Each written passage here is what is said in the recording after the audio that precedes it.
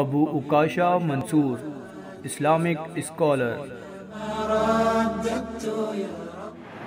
قال الله سبحانه وتعالى في القرآن المجيد والفرقان الحميد: إن الذين توفاهم الملائكة ظالمي أنفسهم قالوا فيم كنتم قالوا كنا مستضعفين في الأرض قالوا ألم تكن أرض الله واسعة فتهاجروا فيها فأولئك مأواهم جهنم وساءت مصيرا إلا المستضعفين من الرجال والنساء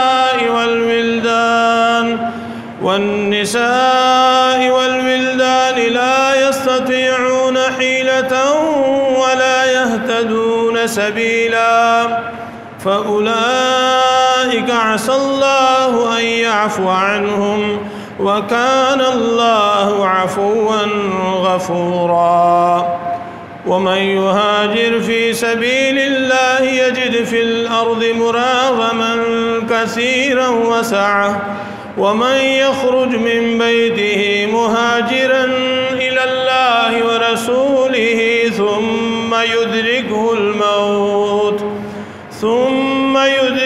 الموت فقد وقع أجره على الله وكان الله غفورا رحيما۔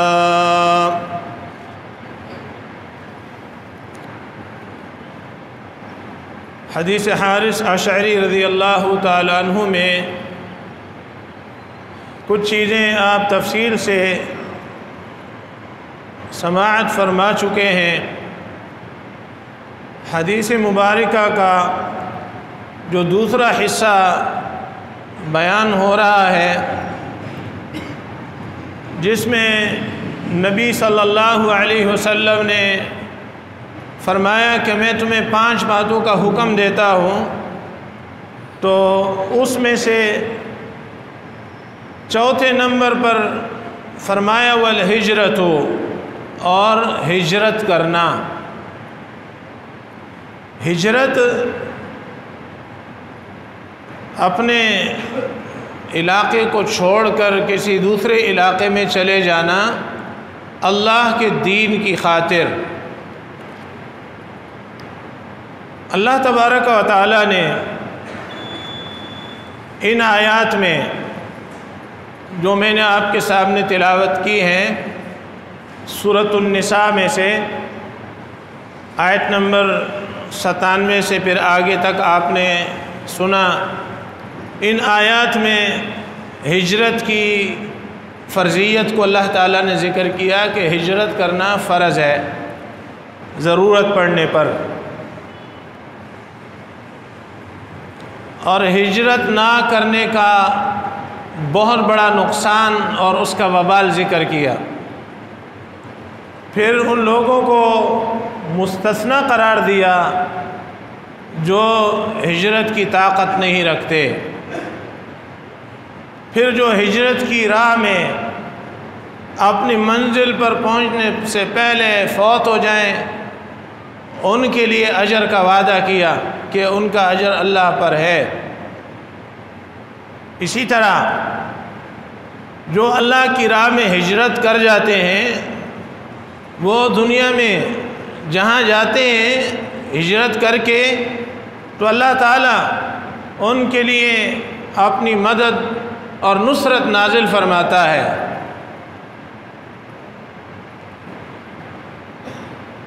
مکہ کے اندر رہتے ہوئے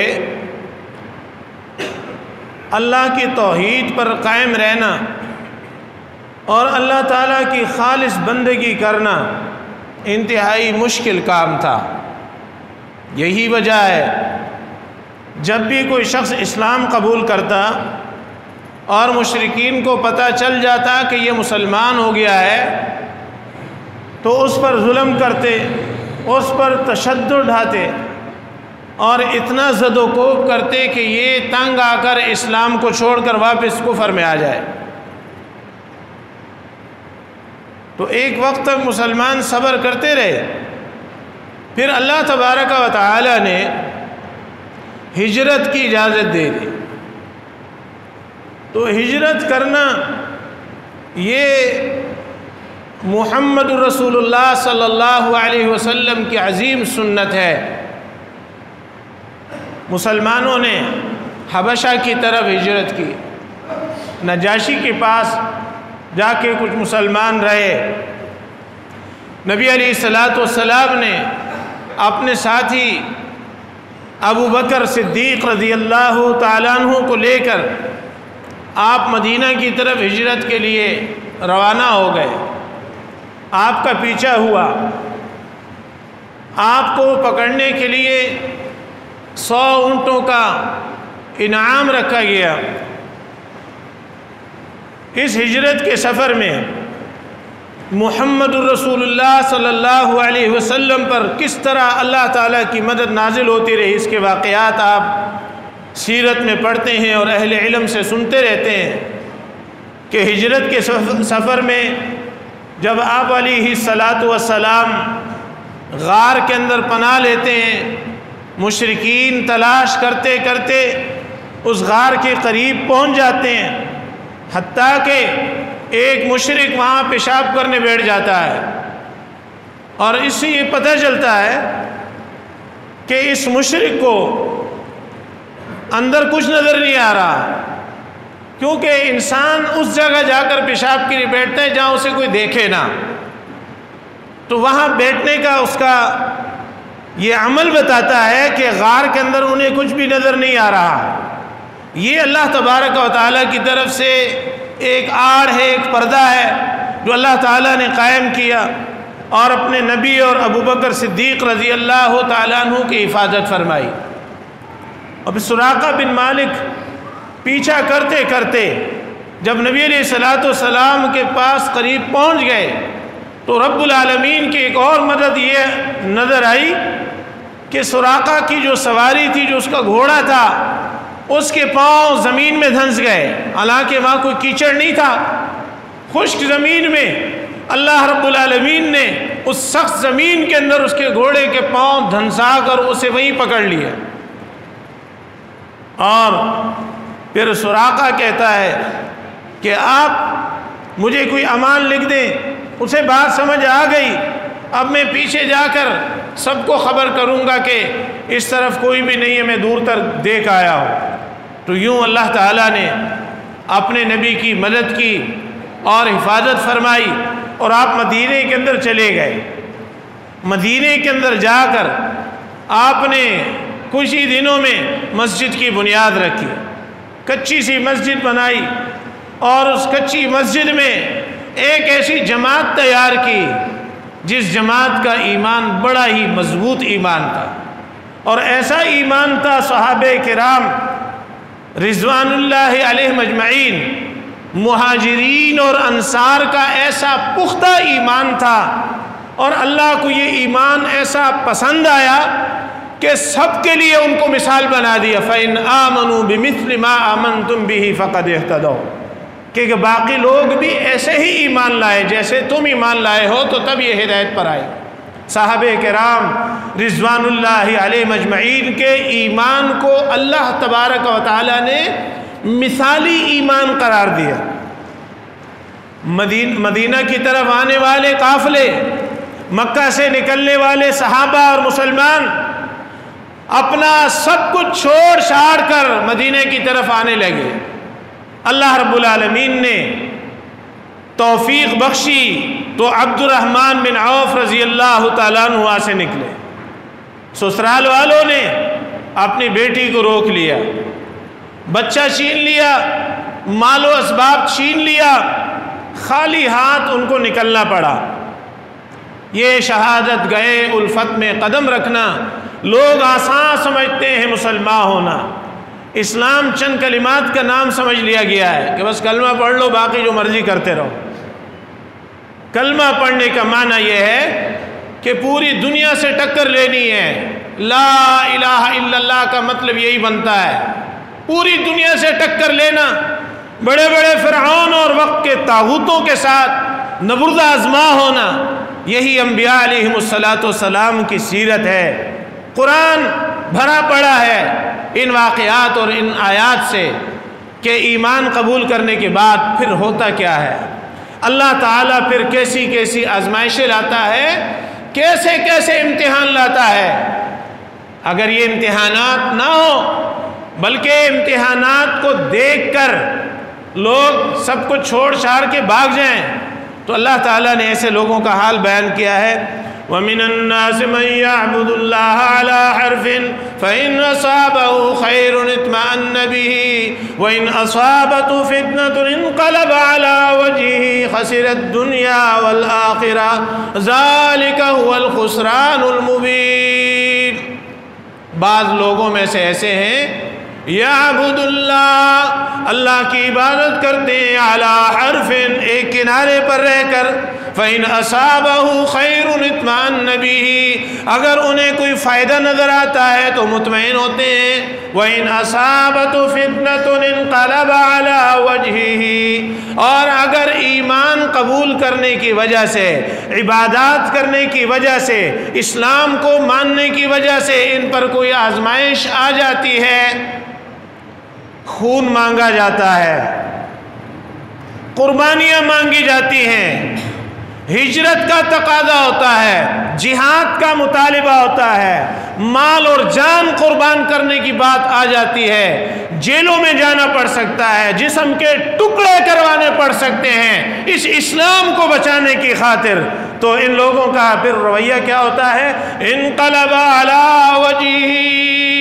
پھر یہ چہرہ پھیر کر چلے جاتے ہیں، منہ پھیر دیتے ہیں، اسلام کو پشت دکھا دیتے ہیں، انقلب علی وجہہ۔ اللہ تعالیٰ فرماتا ہے خسرت دنیا والآخرہ، ان کی دنیا بھی برباد ہو گئی اور آخرت بھی برباد ہو گئی، ذالک هو الخسران المبین، یہ بڑا کھلا ہوا نقصان ہے جس میں پڑ چکے ہیں، یہ ہے اصل نقصان۔ سورۃ العنکبوت پڑھو، بسم اللہ الرحمن الرحیم، الف لام میم، احسب الناس ان يتركوا ان يقولوا آمنا وهم لا يفتنون وَلَقَدْ فَتَنَّا الَّذِينَ مِن قَبْلِهِمْ فَلَيَعْلَمَنَّ اللَّهُ الَّذِينَ صَدَقُوا وَلَيَعْلَمَنَّ الْكَاذِبِينَ۔ حَسِبَ النَّاسُ، کیا لوگوں نے یہ سمجھ رکھا ہے ان یترکوا، کہ انہیں چھوڑ دیا جائے گا، حَسِبَ النَّاسُ ان یترکوا ان یقولوا آمنا، محض اتنا کرنے سے کہ وہ کہتے ہیں ہم ایمان لائے ہیں، ہم نے کلمہ پڑھ لیا ہے، لوگ یہ سمجھتے ہیں کہ شاید صرف کلمہ پڑھنے سے وہ چھوڑ دیے جائیں گے، نجات پا جائیں گے۔ احسب الناس ان یترکوا، لوگ یہ سمجھتے ہیں کہ ان کو صرف اتنی بات پر نجات مل جائے گی عذاب سے، صرف اتنی بات پر جو ہے اللہ راضی ہو جائے گا، ان یقولوا آمنا، کہ ہم ایمان لا چکے ہیں، وَهُمْ لَا يُفْتَنُونَ، اور ان پر کوئی آزمائش نہیں آئی، انہیں آزمایا نہیں کیا، امتحان انہوں نے نہیں دیا۔ آسان الفاظ میں سمجھاتا ہوں، ایک بندہ کسی ادارے میں داخل ہو جاتا ہے، اسکول میں، کالج میں، یونیورسٹی میں، کسی بھی بڑی کلاس میں داخل ہو جاتا ہے، مقصد ایسی کلاس جہاں سے پھر امتحان دینے کے بعد اس کو ایک ڈگری ملتی ہے، وہ ڈاکٹر بن جاتا ہے، پائلٹ بن جاتا ہے، وغیرہ وغیرہ۔ جس سال اس کو ڈگری ملنی ہے اس سال میں یہ داخل ہے اور امتحان نہیں دے رہا، امتحان نہیں دے رہا، سیدھی سی بات ہے، جب امتحان نہیں دو گے تو ڈگری کس طرح ملے گی؟ کلمہ پڑھ لیا ہے، کلمہ پڑھ لیا ہے، اب اللہ آزمائے گا، آزمائشوں پر بندہ پورا اترنے کے بجائے پشت پھیر دے تو اس کو جنت کی ڈگری کیسے ملے گی؟ وَلَقَدْ فَتَنَّا الَّذِينَ مِن قَبْلِهِمْ، اور البتہ تحقیق فتن الذین من قبلہم، ہم نے آزمائش کی پہلے لوگوں کی جو ان سے پہلے تھے نا۔ اللہ فرماتا ہے ہم نے تو ان کو بہت آزمایا، آزمائشیں آئی ان پر، امتحانات کی بھٹی میں ان کو ڈال کر، اس بھٹی میں ان کو کندن بنایا ہم نے۔ فَلَيَعْلَمَنَّ اللَّهُ الَّذِينَ صَدَقُوا، تو اللہ فرماتا ہے جان لیا ہم نے کہ کون ہے ان میں سچے مومن۔ وَلَيَعْلَمَنَّ الْكَاذِبِينَ، اور اللہ تعالیٰ جان لے کہ جھوٹے کون ہیں۔ کیوں بھائی؟ کسی کو سچا یا جھوٹا معلوم کرنے کے لیے اللہ کو کسی کا امتحان لینے کی ضرورت ہے نہیں ہے، اللہ کو پہلے ہی پتہ ہے کہ سچا کون ہے جھوٹا کون ہے۔ لیکن دنیا میں اللہ تعالیٰ امتحانات کے اندر سے گزار کر دنیا پر یہ ثابت کرتا ہے کہ دیکھو یہ امتحان میں پورے اترے تو یہ کامیاب ہوئے ہیں، اور یہ بھاگ گئے میدانوں سے تو یہ ناکام ہو گئے ہیں۔ جب کچھ لوگوں نے جھوٹے عذر تراش کر جھوٹی قسمیں کہا کر اپنی جان بچانا چاہی، اور نبی علیہ الصلوۃ والسلام نے ظاہری معاملات کو دیکھ کر اجازت دے دی، تو آسمان والے نے آیتیں بھیج دی، لِمَا أَذِنتَ لَهُمْ حَتَّى يَتَبَيَّنَ لَكَ الَّذِينَ صَدَقُوا وَتَعْلَمَ الْكَاذِبِينَ۔ جہاد میں پتہ چلتا ہے سچے کون ہیں اور جھوٹے کون ہیں۔ آپ نے نبی ان کو اجازت کیوں دی؟ آپ ان کو اجازت نہ دیتے پیچھے رہنے کی تو پتہ چلتا کہ یہ سچے یا جھوٹے۔ سچے اور جھوٹے پتہ چل جاتا ہے پھر جہاد کے میدان میں اترنے والے، کھڑے رہنے والے، مقابلہ کرنے والے، شہید بن جائیں یا غازی واپس آنے والے، یہ سچے ہیں۔ اور جو میدانوں کا رخ ہی نہ کریں یا میدانوں کا رخ کر کے بھاگ آئیں، یہ جھوٹے ہیں۔ یہ کون ہے؟ یہ جھوٹے ہیں۔ اللہ اکبر۔ سورہ بروج پڑھ لو، اللہ تعالیٰ نے قصہ بیان کیا ہے، بڑا ہی ایک ایمان افروز قصہ۔ جمعے کا یہ جو وقت ہے یہ مجھے اجازت نہیں دیتا کہ میں اس کی تفصیل میں جاؤں، صرف آپ کو حوالہ دے کر آپ کے ہاتھ میں قرآن دے رہا ہوں کہ ٹائم نکال کے قرآن 30واں پارہ سورۃ البروج، سورت نمبر 85، اس کو کھولیں، اس کو پڑھیں، اور یہ میرے ہاتھ میں ابن کثیر ہے، یہی اٹھا لیں تفسیر، تو آپ کو ساری ڈیٹیل جو ہے سمجھ میں آ جائے گی کہ جب لوگوں نے ایمان قبول کیا تو اس ایمان کے قبول کرنے کی وجہ سے ان کو اس ایمان کی کتنی بڑی قیمت چکانی پڑی، وہ اللہ نے اس میں ذکر کیا۔ ان الذين فتنوا المؤمنين والمؤمنات ثم لم يتوبوا فلهم عذاب جہنم ولهم عذاب الحریق۔ دشمنوں کا حال اللہ نے بیان کیا، ظالموں کا، کہ اگر ان ظالموں نے ایمان والوں کو جو ستایا ہے، ایذائیں دی ہیں، اگر انہوں نے توبہ نہیں کی، اگر توبہ کیے بغیر ہمارے پاس یہ آ گئے تو ان کو عذاب بڑا سخت ہوگا۔ اور یہ جن مومنوں کو انہوں نے عذاب دیا ہے تو اس کی وجہ کیا ہے؟ انہوں نے کوئی بم پاڑا ہے کہ ان کا تعلق کسی جہادی جماعت سے ہے؟ وجہ کیا ہے؟ تو اللہ تعالیٰ اس کی وجہ یہ بیان کر رہا ہے۔ اور یہ بھی یاد رکھنا، ہمارے بعض لوگ جو ہے وہ مشورہ مفت والے، وہ مشورہ یہ دیتے کہ یہ دیکھو جو کشمیر میں ظلم ہو رہا ہے نا، یہ مجاہدین کی وجہ سے ظلم ہو رہا ہے، اگر مجاہدین وہاں پنگا نہ لیں تو پھر جو ہے کشمیریوں پر بھی ظلم نہیں ہوگا۔ میں نے کہا اچھا، آپ تو بڑے ہی جو ہے مشورہ ایسا دے رہے ہیں جیسے آپ سے بڑا خیرخواہ کوئی ہے ہی نہیں۔ یعنی آپ کی اس بات سے یہ ثابت ہوتا ہے کہ جس کام کی وجہ سے کافر دیش میں آ کر مسلمانوں کو مارتے، وہ کام نہیں نہ کرنا چاہیے۔ یہی نتیجہ نکلتا ہے یا کوئی اور نتیجہ نکلتا ہے؟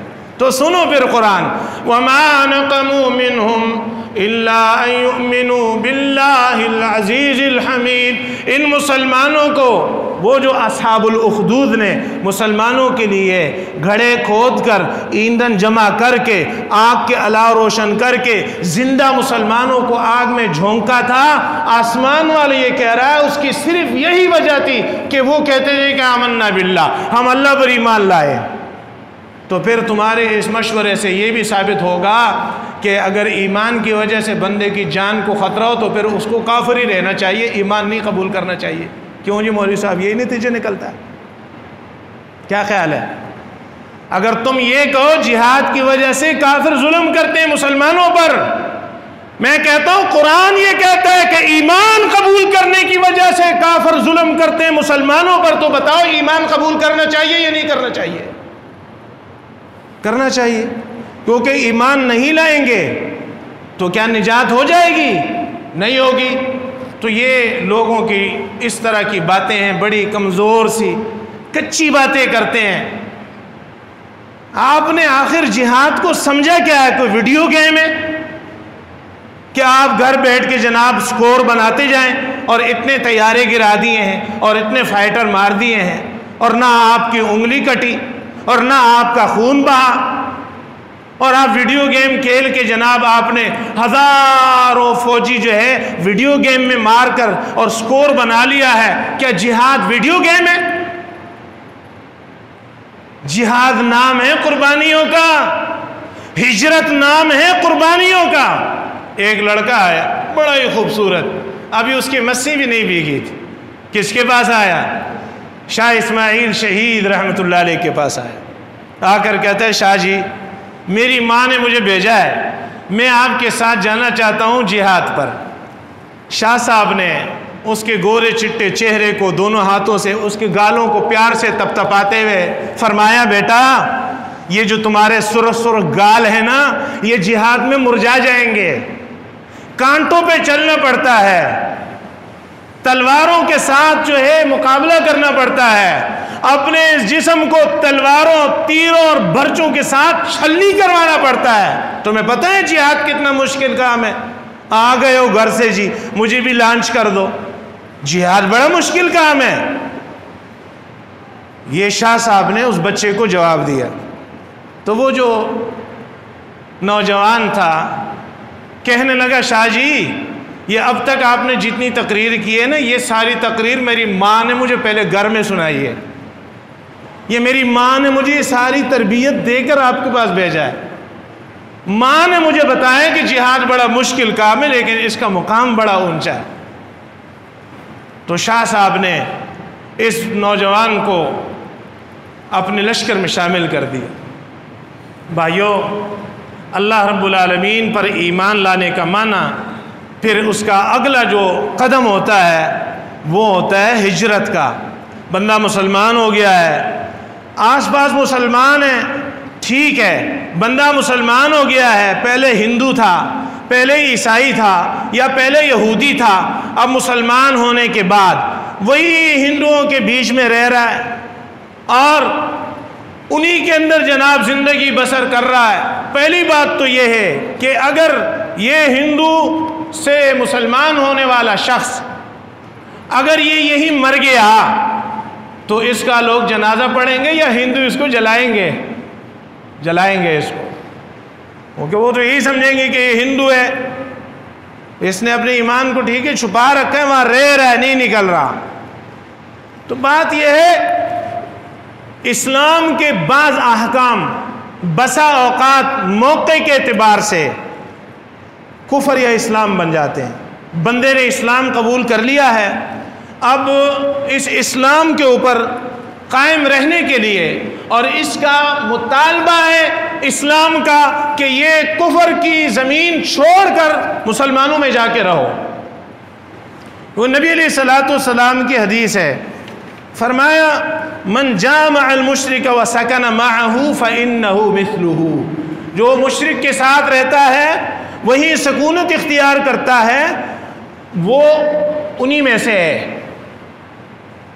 من جامع المشرک او سکن معه، یہ ابو داؤد کتاب الجہاد میں 2787 نمبر 2787 نمبر روایت۔ تو اس سے معلوم ہوتا ہے کفار کے وطن میں مسلمان کے لیے رہنا جائز نہیں ہے۔ اور ہمارا کیا حال ہے خیر سے؟ میرے پاس گرین کارڈ ہے، میں امریکہ میں رہتا ہوں، ایسے فخر سے کہتے ہیں جیسے مکہ میں رہ رہا ہے، مدینہ میں رہ رہا ہے۔ اتنی بڑی داڑھی تھی ہمارے ایک ساتھی کی، اب میں نے دیکھا وہ آلو بنا ہوا، داڑھی منڈا دی۔ میں نے کہا بھائی یہ کیا کیا؟ کہتے اصل میں وہ میرے ویزا لگ گیا ہے تو میں داڑھی منڈوا دی۔ میرے بھائی اگر کفار کے وطن میں سفر کرنا ہے اور بات ہے، سفر ہوتا ہے دعوت کے لیے، سفر ہوتا ہے تجارت کے لیے، اور وہاں جا کے گھر لینا، وہاں جا کے رہنا، وہاں رہنا حلال نہیں ہے، جائز نہیں ہے۔ میں بیٹھا ہوا تھا، ہمارے امیر محترم کے پاس ایک ہمارے ساتھی تشریف لائے، میرے سامنے اس نے پوچھا کہ میں جانا چاہتا ہوں وہاں انگلینڈ کے اندر جو ہے رہائش رکھنی ہے، تو امیر صاحب نے ان کو منع کر دیا کہ بھئی آپ کو وہاں رہنا نہیں چاہیے۔ مسئلہ سمجھایا، مسئلہ یہ تجارت کرنی، مال بیچ کے آ جاؤ، سفر کرنا ہے دعوت دینے کے لیے، علم پھیلانے کے لیے سفر کرو، واپس آ جاؤ۔ وہاں مستقل سکونت اختیار کرنے کی امیر صاحب نے اس کو اجازت نہیں دی۔ وقت گزرتا رہا، کئی سال ہو گئے، تو پھر جب ایک ٹائم آیا نا، اس کے وہاں بچے جب بڑے ہو گئے، اور وہاں سے جو اس کو پھر چیز ملی کہ بچہ جو ہے پولیس کو فون کر رہا ہے اپنے ابا کے خلاف، یہ انگریزوں کے وطن میں رہنا، ادھر آ کے لمبی سی گاڑی لے لی، اور جناب سوٹڈ بوٹڈ 3 پیس سوٹ، اور آ کے بڑے فخر کے ساتھ بتاتے میں جی امریکہ میں رہتا ہوں، جی میں جی امریکہ سے آیا ہوں، میں جی انگلینڈ میں رہتا ہوں۔ اچھا، تو جو اتنا فخر کے ساتھ یہ بتا رہے تو مجھ سے حال پوچھ اپنا، اور انگلینڈ میں رہنے والوں کا، اور امریکہ میں رہنے والوں کا، اور ان کفار کے ملکوں میں رہنے والوں کا حال مجھ سے پوچھ۔ جانوروں کی طرح بدکاری وہاں ہوتی ہے، ننگی عورتیں وہاں گھومتی ہیں کہ نہیں گھومتی؟ دنیا جہان کی خباثتوں کا مرکز یہ کفار کے بلاد ہیں۔ شادی کیے، کچھ عرصے بعد جو ہے، سال 2 سال بعد اللہ نے اولاد کی نعمت سے نوازا، بیٹی پیدا ہو گئی، رہ رہا یہ انگریزوں کے وطن میں، یہ بیٹی بڑی ہوتی گئی ہوتی گئی ہوتی گئی، حتیٰ کہ بڑی ہو گئی، بڑی ہو گئی، اسکول جاتی تھی، کالج جاتی تھی، پڑھتی تھی۔ اب وہاں کسی کو دوست بنا لیا، اب اپنے دوست کو اپنے گھر لائی ہے۔ یہ جی کون ہے؟ یہ میرا بوائے فرینڈ ہے۔ بوائے فرینڈ کو گھر لائی، بوائے فرینڈ کے ساتھ رنگریلیاں منا رہی ہے، ہر دنیا جہان کی بدکاری اس کے ساتھ کر رہی ہے۔ باپ کی غیرت کا جنازہ نکل رہا ہے، وہ نہ اس کو پکڑ سکتا ہے نہ مار سکتا ہے۔ اگر وہ اعتراض کرتا ہے، یہی اس کا نطفہ جو پیدا ہوا تھا آج بڑی ہو گئی ہے، یہی بیٹی اپنے باپ کے خلاف کیس کرے گی کہ یہ میرا باپ میری آزادی میں بڑی رکاوٹ ہے، یہ میرا باپ بڑا ظالم ہے۔ کیا خیال ہے، برداشت کر لو گے؟ بیٹی تمہاری ہو اور حرام کا دوست گھر لے آئے اور پھر تمہارے خلاف کیس کرے، بتاؤ تم اس کو اسلام کے مطابق سمجھو گے یا اسلام کے خلاف سمجھو گے؟ یہی تو مسئلہ سمجھا رہے ہیں کہ کافروں کے وطن میں رہنا مسلمان کے لیے حلال نہیں ہے۔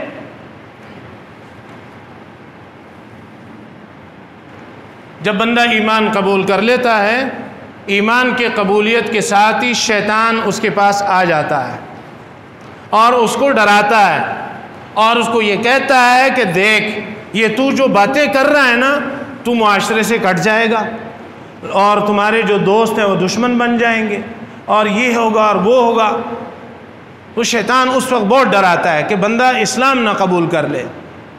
یہ ہم نے الحمدللہ یہ چیز پریکٹیکل دعوت کی فیلڈ میں یہ چیز ہم نے خود دیکھی ہے کہ جو بندہ یا بندی وہ اسلام کی طرف آنا چاہے، غیر مسلم ہے، تو ان کے واقعات سن کر بھی ہمیں یہ پتہ چلتا ہے کہ اتنے عرصے تک صرف سوچنے میں گزر گئے، سوچتے تھے اسلام قبول کرنے کے لیے، ڈر اور خوف کی وجہ سے قبول نہیں کر پاتے تھے۔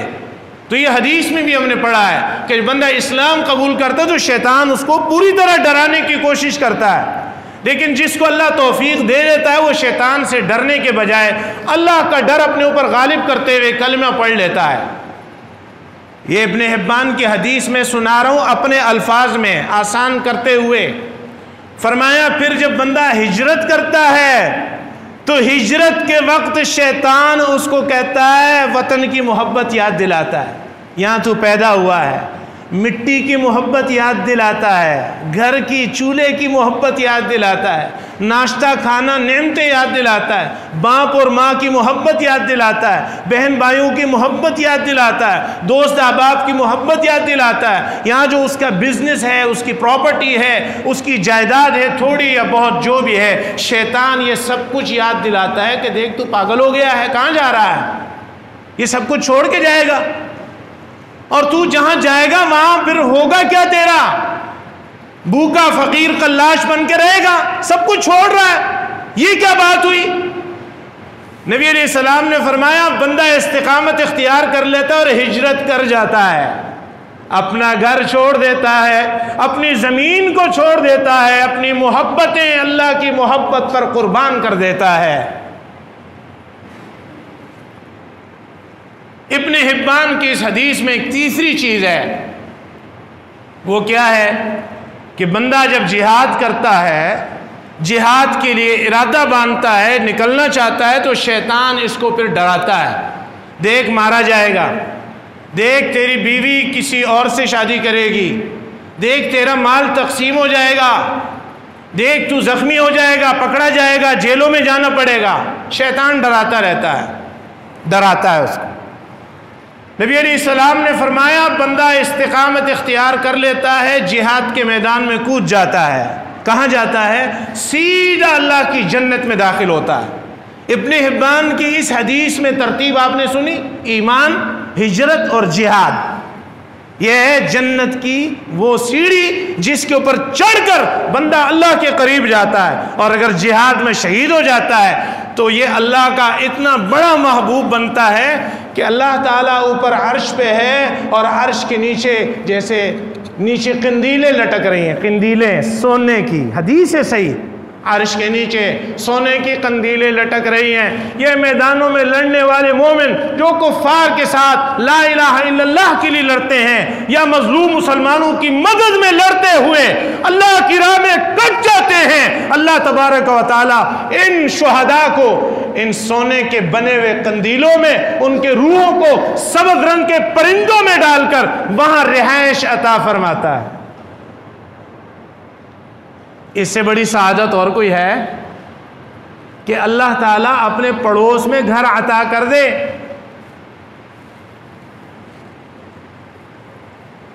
یہ سبز رنگ کے پرندوں میں ان شہیدوں کی روحیں اللہ اپنے حکم سے داخل کر دیتا ہے۔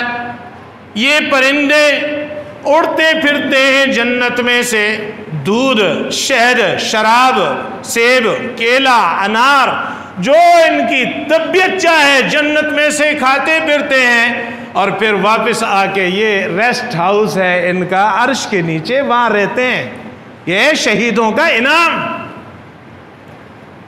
احد میں کچھ صحابہ شہید ہو گئے، اللہ کے پاس چلے گئے، اور پھر انہوں نے جب اللہ کے ہاں اپنی عزت، پروٹوکول، وی آئی پی، اس سے بھی بڑھ کر، یہ تو ہمارے چھوٹے چھوٹے الفاظ ہیں نا الٹے سیدھے، یہ بڑی عزت اللہ تبارک و تعالیٰ کے ہاں جب وہ دیکھتے ہیں تو آپس میں ایک دوسرے سے کہتے ہیں کون ایسا ہوگا جو ہماری یہ خبر دنیا والوں کو جا کے دے دے کہ ہم کتنے خوش ہیں۔ اللہ اکبر۔ وہ کہتے ہیں یہ ہماری اطلاع کون پہنچائے گا؟ تو پہلے تو قرآن نازل ہوتا تھا نا، قرآن نازل ہوتا تھا تو اللہ تبارک و تعالیٰ ان احد کے شہیدوں کی خواہش کو قرآن کی آیات بنا کر جبریل کو دے کر بھیجا، جبریل جا اور محمد رسول اللہ صلی اللہ علیہ وسلم پر یہ آیات اتار، اور محمد رسول اللہ صلی اللہ علیہ وسلم نے تلاوت کی اور احد کے شہیدوں کا حال سنایا۔ فرحین بما آتاہم اللہ من فضلہ، بڑے خوش ہیں جو اللہ نے ان کو دیا ہے۔ اس شہید کی ماں ہے، اس کا باپ ہے، اس کے بہن بھائی ہیں۔ ماں سوچتی ہے پہلے میرے پاس رہتا تھا، میں اس کو صبح پراٹھا بنا کے کھلاتی تھی، میں اس کو شام کو بریانیاں کھلاتی تھی، میں اس کے لیے قورمے، شیر قورمے اور یہ نعمتیں کھلا کھلا کر میں نے اپنے بیٹے کو پالا پوسا، جوان کیا، اور پتہ نہیں اب وہ میدان جہاد میں کس گھاٹی میں، کن پتھروں میں، کس جگہ جا کر اس کا لاشا پڑا ہوگا، کس حال میں ہوگا۔ آسمان والا کہتا ہے، میں اپنے الفاظ میں اس کی تعبیر کرتا ہوں کہ پہلے اے اللہ کی بندی، یہ تیرا لخت جگر تیرے پاس ناشتہ کرتا تھا، اب یہ میرے پاس جنت کی نعمتیں کھاتا ہے، میں اس کو جنت کی روزی دیتا ہوں۔ ماں سوچتی ہے سردی ہو جاتی، میں اس پر بڑا خوبصورت کمبل ڈال کے اپنے لال کو سلا دیتی، اللہ اکبر. اب پتہ نہیں کس حال میں ہوگا. آسمان والا بتا رہا ہے ہمارے پاس عرش کے نیچے ہم نے سونے کے گھر بنا کے دیے ہیں اس کو. اللہ اکبر. میرے محترم بھائیوں، یہ اللہ کی راہ میں نکلنا، یہ جذبے، یہ ہجرتیں، اس کو اللہ رب العالمین نے جتنی بڑی شان عطا فرمائی، جتنا بڑا مرتبہ عطا فرمایا، جتنا بڑا مقام عطا فرمایا. تو عبد الرحمن بن عوف اپنے ایمان کی لذت چکھ چکے تھے. ایمان میں ایسی شیرینی ہے، ایسا مزہ ہے، جب یہ بندہ چکھ لیتا ہے تو دنیا کی ساری نعمتیں اس کے آگے ہیچ ہیں. بھوک میں مزہ آتا ہے، زخموں میں مزہ آتا ہے، تکلیفوں میں اللہ نے لذت رکھی ہے. لیکن وہ بھوک جو اسلام کی وجہ سے، وہ تکلیفیں جو اسلام کی وجہ سے ہوں. عبد الرحمن بن عوف آئے. ربیع الاول کا مہینہ ہے میرے محترم بھائیوں. انشاءاللہ اگر اللہ نے زندگی دی، توفیق بخشی، نبی علیہ الصلوۃ والسلام کی سیرت کو بھی بیان کرنے کی کوشش کریں گے. ہمارے مسلمانوں نے اسلام کا معنی یہ سمجھ لیا ہے کہ بس ربیع الاول میں چراغاں کر لو، جھنڈیاں سجا لو، جنت جو ہے پکی ہے. نماز کوئی نہیں پڑھنی، داڑھی منڈوانی ہے، سود کھانا ہے، حرام کھانا ہے، سب دھندے چلنے، بس سب جھنڈیاں لگا لو، چراغاں کر لو. اور سنا ہے آپ ہر عاشق کے گھر تشریف لاتے ہیں، میرے گھر بھی ہو جائے چراغاں یا رسول اللہ. انہی باتوں کے اندر جو ہے اپنے آپ کو خوش کر لیتے ہیں کہ شاید ہماری نجات اس میں ہو جائے گی. انشاءاللہ تعالی میں آپ کو بتاؤں گا کہ نبی علیہ الصلوۃ والسلام کی محبت کا مطلب کیا ہے، اس محبت کے تقاضے کیا ہیں. نبی علیہ الصلوۃ والسلام کی محبت مجھ پر اور آپ پر واجب ہے، فرض ہے، لازم ہے. جس طرح ہم مسلمان رہنا چاہتے ہیں، ایمان پہ رہنا چاہتے ہیں، تو جب تک دل میں محمد رسول اللہ صلی اللہ علیہ وسلم کی شرعی محبت نہیں ہوگی، بندہ مسلمان بن ہی نہیں سکتا. تو انشاءاللہ یہ میں بیان کروں گا. لیکن کیا میرے بھائیوں آپ اپنی عادت کے مطابق اسی طرح آتے رہیں گے جمعے میں جیسے آتے ہیں، یا امام الانبیاء کی محبت میں کیا یہ ممکن ہے کہ اذان سے پہلے مسجد بھر جائے؟ مشکل ہوگا تھوڑا سا، لیکن ناممکن نہیں ہے. بھائی جمعہ ہے، جمعہ پورا سنا کرو. جمعے میں آتے ہو اذان سے پہلے آیا کرو. فرشتوں کے رجسٹر میں نام لکھوانا چاہتے ہو، اذان سے پہلے مسجد کے اندر داخل ہو جاؤ. اقول قولی ھذا واستغفر اللہ لی ولکم ولسائر المسلمین.